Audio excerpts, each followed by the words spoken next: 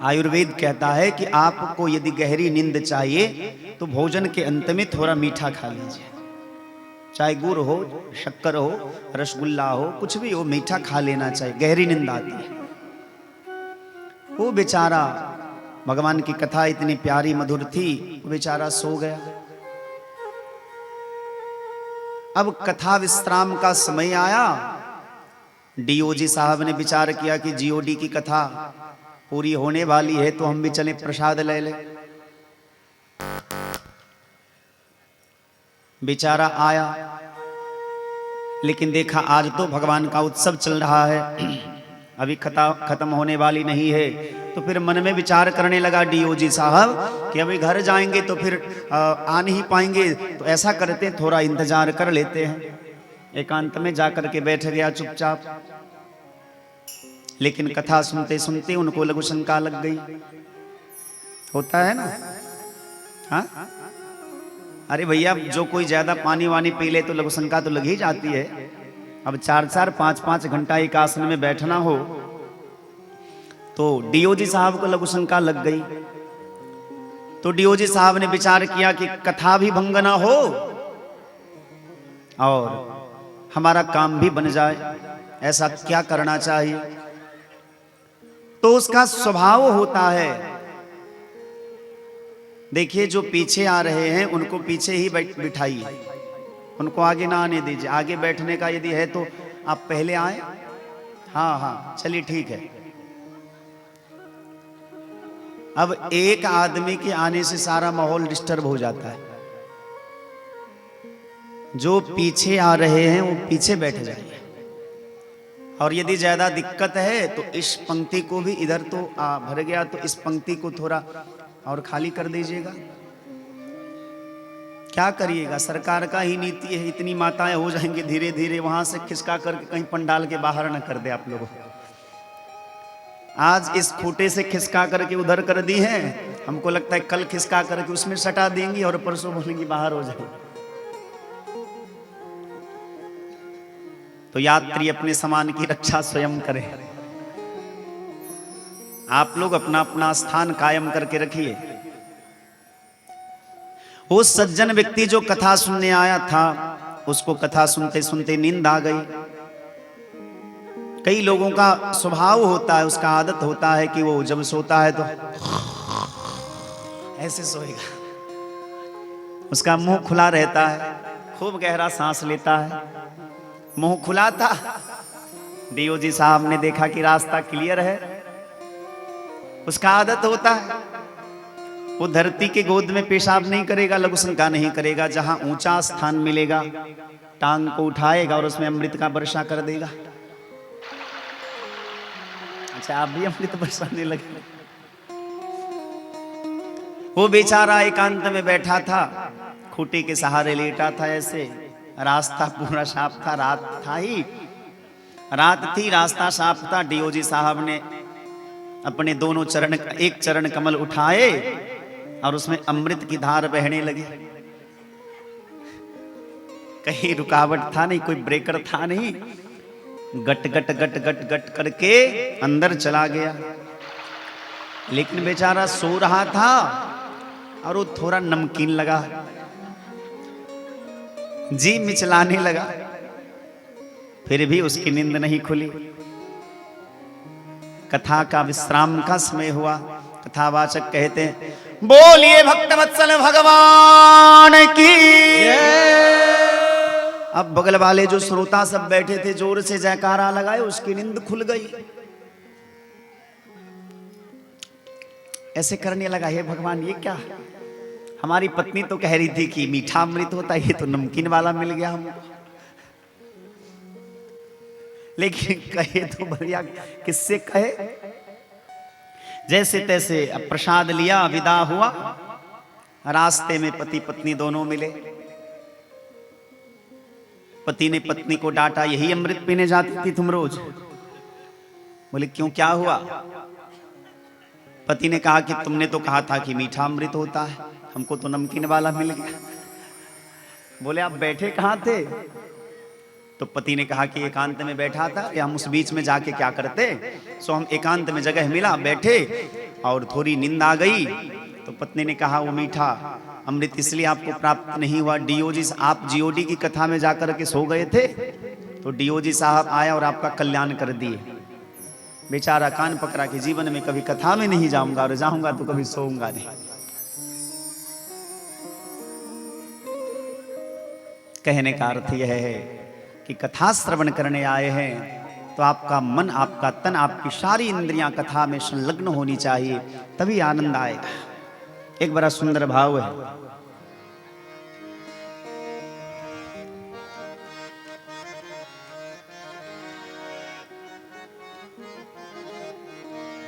सभी लोग गाइएगा, बड़ा प्यारा भजन है। करुणा निधान रउआ जगत के दाता हई, करुणा निधान रउआ जगत के दाता हई, करुणा निधान रउआ जगत के दाता हई, करुणा निधान रउआ जगत के दाता हई। मति के फेर देनी विपत के टेर दीनी, मति के फेर देनी विपत्ति के फेर देनी। जय हो। मति के फेर देनी विपत के टेर देनी, मति के फेर सभी लोग आइए ताली की सेवा करते हुए। विपत्ति के फेर देनी। जय हो। श्री भगवान रउआ जगत के दाता हई, करुणा निधान रउआ जगत के दाता हई, करुणा निधान रउआ जगत के दाता हई, करुणा निधान रउआ जगत के दाता हई। भक्त भी दूर घर गईली प्रेम से सगवे खैली, भक्त भी दूर घर गईली प्रेम से सगवे खैली, भक्त भी दूर घर गईली प्रेम से सगवे खैली, भक्त भी दूर घर गईली प्रेम से सगवे खैली। छोड़ के पकवान रउआ जगत के दाता हई, करुणा निधान रउआ जगत के दाता हई, करुणा निधान रउआ जगत के दाता हई, करुणा निधान रउआ जगत के दाता हई। ग्राह के मार दीहनी गज के उबार लिहनी, ग्राह के मार देहनी गज के उबार देहनी, ग्राह के मार दीहनी गज के उबार लिहनी, ग्राह के मार देहनी गज के उबार देहनी। के बा समान रउआ जगत के दाता हई, के बा समान रउआ जगत के दाता हई, करुणा निधान रउआ जगत के दाता हई, करुणा सभी लोग आइए। निधान रउआ जगत के दाता हई। मैया सबरी घर गईली झूठ बैरन के खैली, मैया सबरी घर गईनी झूठ बैरन के खैनी, मैया सबरी घर गईली झूठ बैरन के खैली, मैया सबरी घर गईनी झूठ बैरन के खैनी।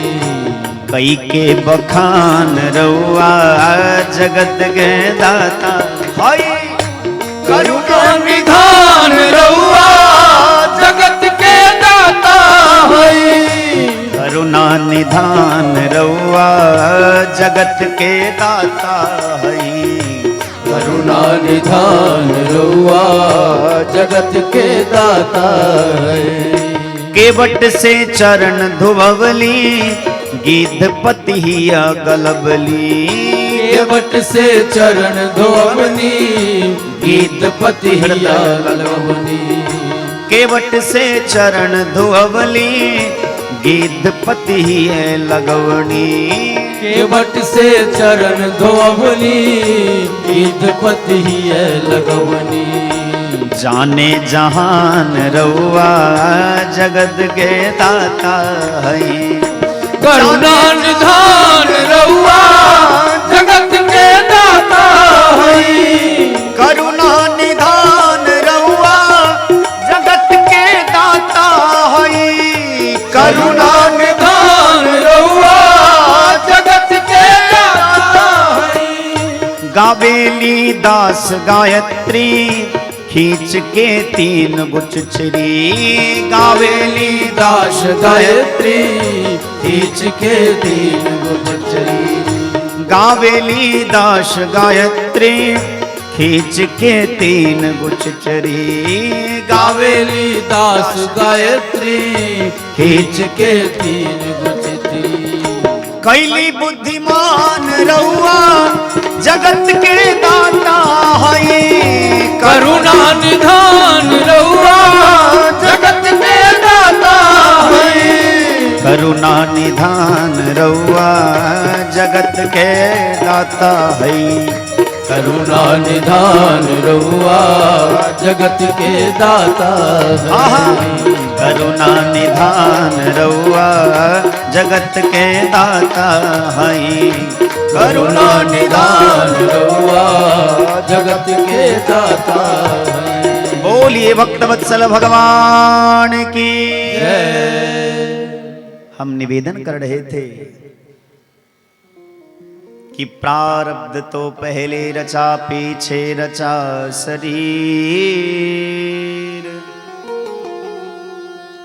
तुलसी चिंता क्यों करे भजले श्री रघुवीर चिंता नहीं करनी है चिंता करना भगवान का काम है आपका काम है चिंतन करना भगवान शिव श्री सीताराम जी का ध्यान करके राम कथा प्रारंभ करते हैं और कहते हैं कि देखो भगवान के अवतार के तो अनेक कारण है हरि अनंत हरि कथा अनंता कहीं सुनहि बहुविधि सब संता भगवान के अवतार के अनेक कारण हैं लेकिन एक दो कारण हम आपको बताते हैं जन्म एक दुई कहूं बखानी सावधान सुन धरु मनवानी सावधान होकर के सुनिए भगवान शिव भी मैया पार्वती को सावधान कर रहे हैं इसका संकेत मानो ये है कि आप भी कथा सुनने के लिए बैठिए तो पूरा सावधान होकर के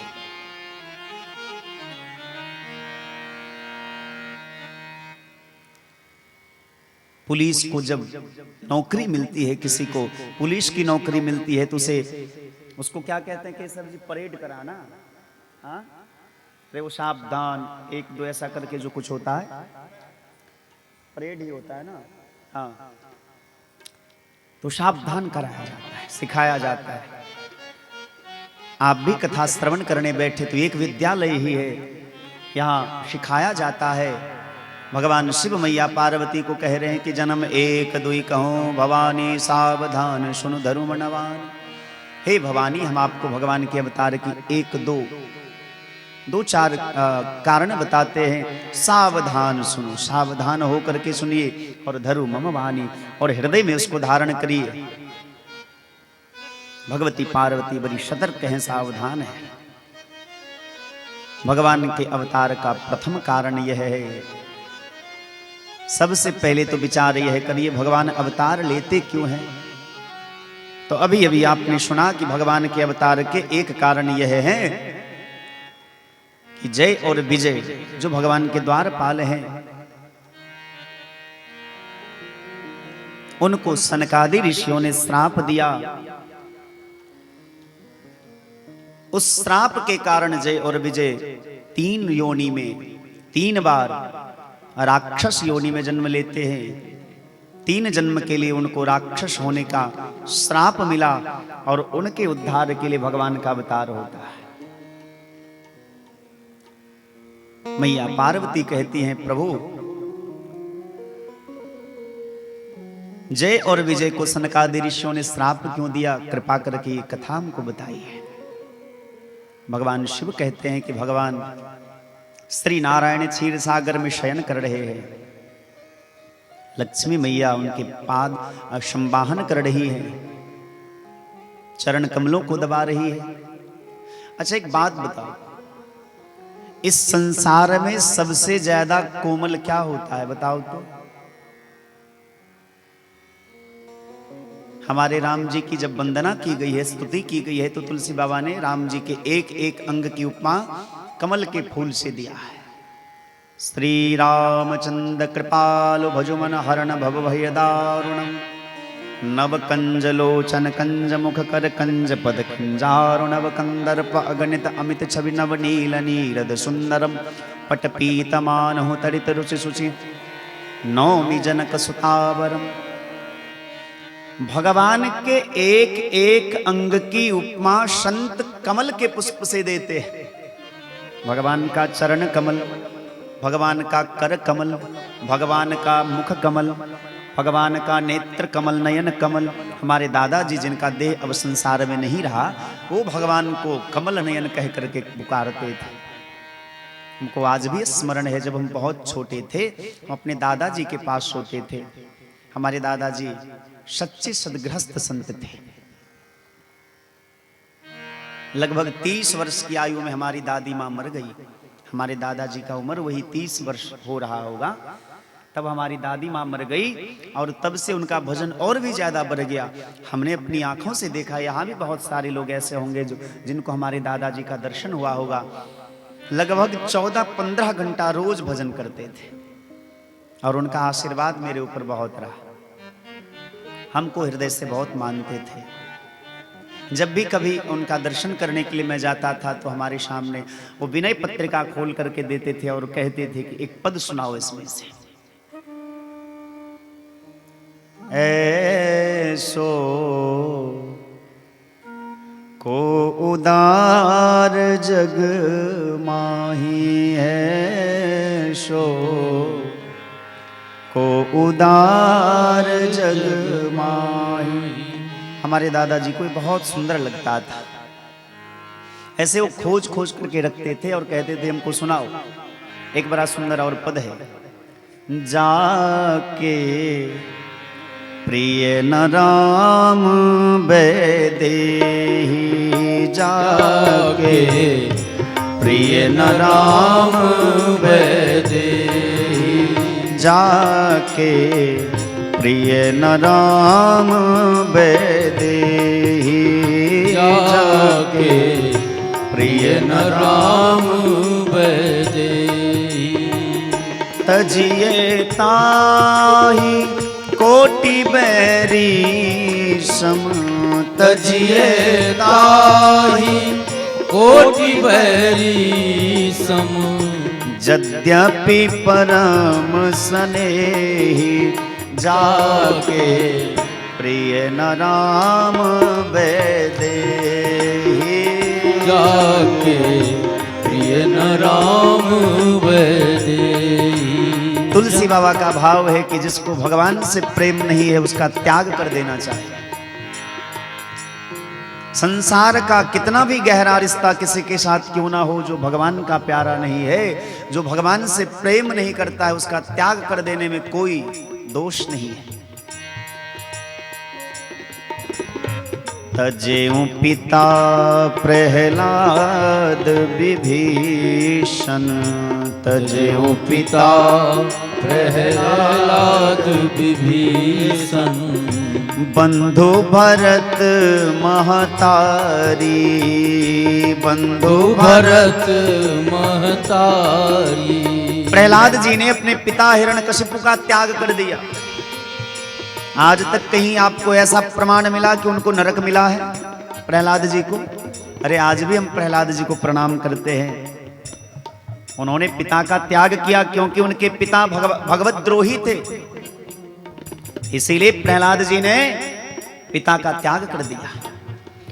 तुलसी बाबा कहते तजेऊ पिता प्रहलाद विभीषण, तजो पिता प्रहलाद विभीषण। और विभीषण जी ने अपने पिता के समान अपने ज्येष्ठ भाई रावण का त्याग कर दिया, क्योंकि रावण रामद्रोही था। इतना ही नहीं, धर्म के जो जड़ हैं श्री भरतलाल जी महाराज, उन्होंने अपनी मां कैकेयी का त्याग कर दिया, क्योंकि कैकेयी के द्रोह के कारण ही राम को वन जाना पड़ा। लौकिक दृष्टि में बंधु भरत महतारी, बंधु भरत महतारी। और भैया उतना ही नहीं, यदि गुरु जो जिनका स्थान गोविंद से भी बड़ा है, यदि गुरु भी भगवत द्रोही हो तो गुरु का भी त्याग कर देना चाहिए। यदि पति गुरु भगवत द्रोही हो तो पति का त्याग करने में माताओं को कोई दोष नहीं लगेगा। बलि गुरु तजेऊ कंत ब्रज बनीता, बलि गुरु तजेऊ कंत ब्रज बनीता, बलि गुरु तजेऊ कंत ब्रज बनीता, बलि गुरु तजऊ कंत ब्रज बनीता। भय मुद मंगलकारी, जाके प्रिय न राम वैदेही, जाके प्रिय न राम वैदेही। सूरदास बाबा का एक बहुत प्रसिद्ध पद है। सूरदास बाबा कहते हैं, मौसम कौन कुटिल खल कामी, मौसम कौन कुटिल खल कामी। मेरे जैसा नमक हराम कौन होगा, मेरे जैसा कामी कौन होगा, मेरे जैसा कुटिल कौन होगा, मेरे जैसा छली कौन होगा। बोले क्यों?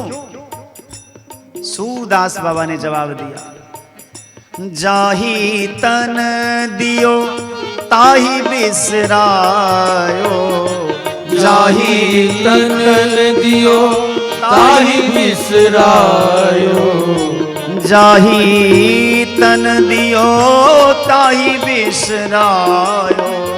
सम कौन कुटिल खल कामी, मौसम मेरे जैसा नमक हराम कोई नहीं। खल कामी।